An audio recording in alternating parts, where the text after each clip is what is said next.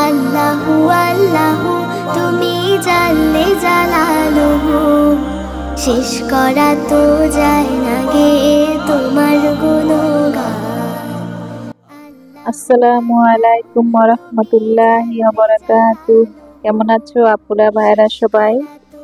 আজকে ট্যাংরা মাছ দিয়ে আলু দিয়ে টমেটো দিয়ে রান্না করব। চলো দেখা যাক। আমি টমেটোগুলো এইভাবে কেটে নিচ্ছি আর আলুগুলো দেখো চিকন চিকন করে কেটে নিচ্ছি। তাই এর সাথে লাগবে আমার কাঁচামরিচ 5-6টা আর একটা পেঁয়াজ কুচি আর সামান্য আদা, ছোট্ট একটা রসুন। এগুলো আমি এখন বেটে নিয়ে আসবো। চলো দেখা যাক। এই দেখো পুরা আদাটা একবারে নিপিস করে বেটে নিচ্ছি আর কাঁচামরিচ পেঁয়াজটা আদা বাটা করে নিচ্ছি। আর এদিকে আমার ছেলে পদ্মা সেতু দিতেছে না, এটা কি পদ্মা সেতু দিতেছ? বৃষ্টির পানি জমছে, পানি দিয়ে খেলতেছে। মাদ্রাসা থেকে আসছে, এখন একটু খেলা করুক। বাচ্চাদের একটু খেলার সময় দিতে হয়। তা আমার ছেলেকে বললাম পদ্মা নদী দেখছো কোন সময়? কখনো দেখছো তুমি? আমার ছেলে হাসে। তা আমার ছেলের জন্য সবাই দোয়া করবেন। ও নুরানিতে আসছে, এখন দোয়া করবেন ওর জন্য সবাই, ওর জন্য হেফজে পড়াটা কমপ্লিট করতে পারে। আপনাদের কাছে দোয়া চাই। আর এদিকে ট্যাংরা মাছ নিয়ে নিচ্ছি আর পেঁয়াজ কুচি। এর মাঝে আমি ট্যাংরা মাছের মধ্যে কাঁচামরিচ পেঁয়াজ আদা বাটাটা দিয়ে দিব। একে একে মশলা দিয়ে দিব। প্রথমে দিলাম লবণ,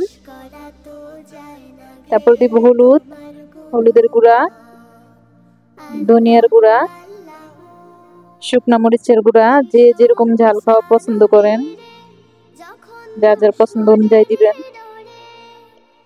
যেহেতু কাঁচা মরিচ আছে, শুকনো মরিচটা কম দিতে হবে, না হয় বেশি ঝাল হয়ে যাবে।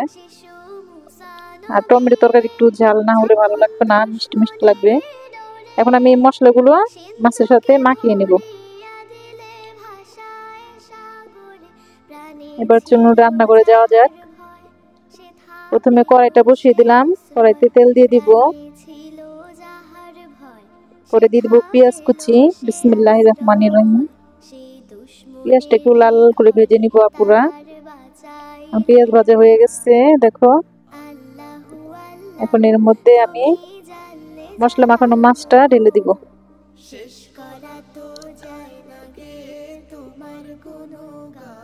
আর মাছটা একটু লাড়া দিয়ে সুন্দর করে দেখো মিশিয়ে নিব তেলের সাথে, পেঁয়াজের সাথে।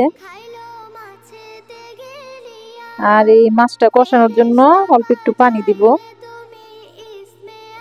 আর ট্যাংরা মাছ যে কোনো ছোট মাছ বেশি লাড়া দিতে যাব না, তাহলে কিন্তু ভেঙে যাবে। অল্প পরিমাণে পানি দিব, কারণ মশলাটা কষানো হবে। কষানো হলে মাছগুলো আমি পরে উঠিয়ে নিব, আগে কষানো হোক। ভালো করে লাড়া দিয়ে দিলাম পুরা। এখন ঢেকে দিব, ঢেকে দিব কষানোর জন্য। দেখো পুরা আমার মাছটা কষানো হয়ে গেছে। এখন আস্তে আস্তে মাছগুলো উঠিয়ে নিব। মাছগুলো উঠিয়ে নিলে মানে ভাঙবে না, না হয় টমেটো আলুর সাথে একসাথে দিয়ে দিলে মাছগুলো ভেঙে যাবে। মাছগুলো উঠিয়ে নিলাম। এবার টমেটো আর আলুটা ভালো করে কষিয়ে নিব এই মশলাতে। একটু নেড়ে চেড়ে ঢেকে দিব। আবার আলু আর টমেটো কষানো হোক। এই দেখো পুরা আমার আলু টমেটো কষানো হয়ে গেছে।